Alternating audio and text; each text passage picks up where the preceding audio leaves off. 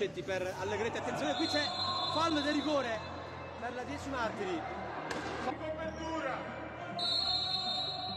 Attenzione al calcio di rigore di Allegretti, sulla palla sul campo, rimane lì e c'è la rete del pareggio, 2-2.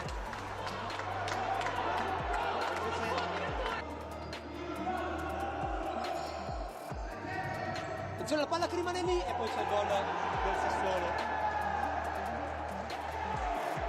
E quindi ancora 8 decimi. Finisce qua il primo tempo, un bel primo tempo.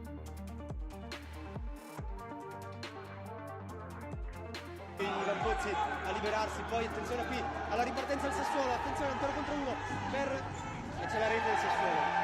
Ripartenza micidiale del Blitz al Sassuolo. Rimane ancora nella disponibilità del Sassuolo con Naimo questo corner fuori per Quaie calcia e trova la blocca. Gol del 5-2 di Rocca e Quaie, salta, c'è la palla che rimane lì,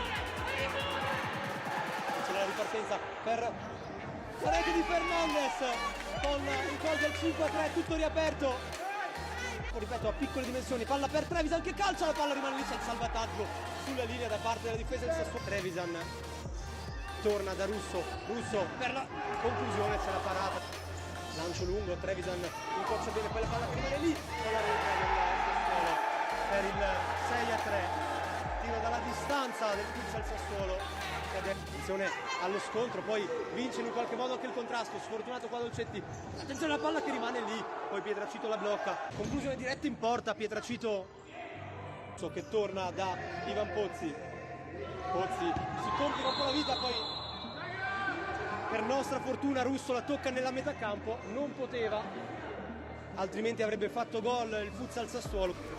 Allegretti torna da Ivan Pozzi,